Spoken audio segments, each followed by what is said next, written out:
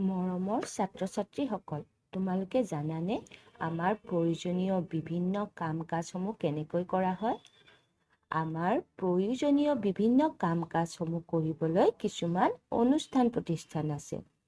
যেনেকৈ তোমালোকে বিদ্যালয়লৈ শিক্ষা গ্ৰহণ কৰিবলৈ আহা, চিকিৎসালয়ত চিকিৎসা কৰিবলৈ যাওঁ আদিবোৰ।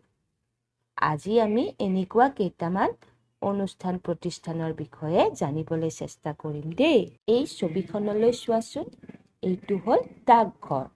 ডাকঘৰৰ যোগেদি আমি চিঠি পত্ৰ অনা নিয়া কৰাৰ উপৰিও টকা পইচাৰো আদান প্ৰদান কৰিব পাৰোঁ।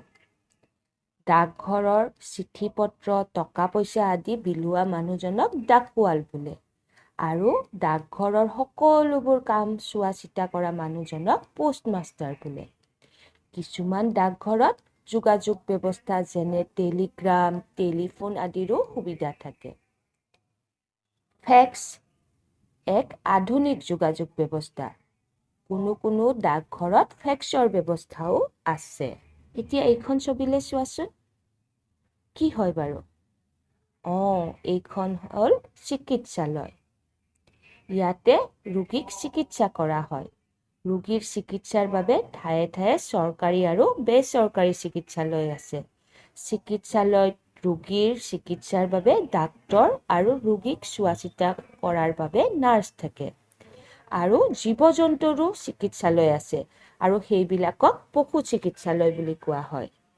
এইখন কি অনুষ্ঠানৰ ছবি বাৰু? তোমালোকে নিশ্চয় ধৰিব পাৰিছাই। এইখন হ'ল আৰক্ষী চকী। আৰক্ষীৰ লোকে দেশৰ শান্তি শৃংখলা ৰক্ষা কৰে। আলিবাটৰ যান-জঁট নিয়ন্ত্ৰণত আৰক্ষীয়ে সহায় কৰে। সমাজত অপকাৰ হোৱা কাম-কাজ কৰাত আৰক্ষীয়ে বাধা দিয়ে। এইকেইখন কি অনুষ্ঠানৰ ছবি বাৰু? এইকেইখন হ'ল ধৰ্মীয় অনুষ্ঠানৰ ছবি। নামঘৰ, মন্দিৰ, মছজিদ, গীৰ্জা এই অনুষ্ঠানবিলাকত ধৰ্মীয় কাম-কাজ আৰু ৰাজহুৱা উৎসৱ পালন কৰা হয়। এইটো কি অনুষ্ঠানৰ ছবি চিনি পাইছা নিশ্চয়? এইটো হ'ল পুথিভঁৰাল। পুথিভঁৰালত নানা কিতাপ, আলোচনী আদি থাকে আৰু সেইবোৰ পঢ়ি আমি বহুতো নজনা কথা জানিব পাৰোঁ। পুথিভঁৰালৰ পৰা কিতাপ অনা আৰু ঘূৰাই দিয়াৰ কিছুমান নিয়ম আছে। পুথিভঁৰালৰ পৰা কিতাপ আনি পঢ়াটো ভাল অভ্যাস। আমি নিজৰ ঘৰতো একোটা সৰু সৰু পুথিভঁৰাল পাতিব পাৰোঁ। এইখন কিহৰ ছবি তোমালোকে চবেই গম পোৱা। আৰু সকলোৱে আহাও। এইখন হ'ল আমাৰ স্কুল বা বিদ্যালয়। বিদ্যালয়ত প্ৰধান শিক্ষক বা শিক্ষয়িত্ৰী থাকে। বিদ্যালয়ত সকলোৱে মিলি শিক্ষা গ্ৰহণ কৰে। বিদ্যালয়ত লিখা পঢ়াৰ উপৰি নাচ, গান, খেল-ধেমালি, কবিতা আবৃত্তি, তৰ্ক প্ৰতিযোগিতা আদি পতা হয়। বিদ্যালয়ত মধ্যাহ্ন ভোজনৰ ব্যৱস্থা আছে।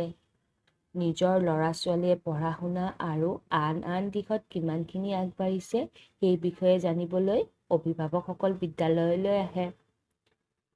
আৰু বিদ্যালয়ৰ সকলো কথাতে জড়িত কৰিবলৈ ৰাইজক মাজে সময়ে বিদ্যালয়লৈ আমি মাতিব লাগে।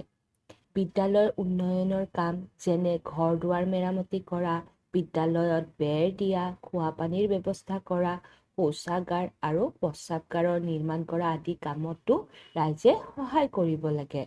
আজি তোমালোকে কেইটামান অনুষ্ঠান প্ৰতিষ্ঠানৰ লগত চিনাকি হৈ তাত কি কাম-কাজ কৰা হয় সেই বিষয়ে নিশ্চয় জানিব পাৰিলা।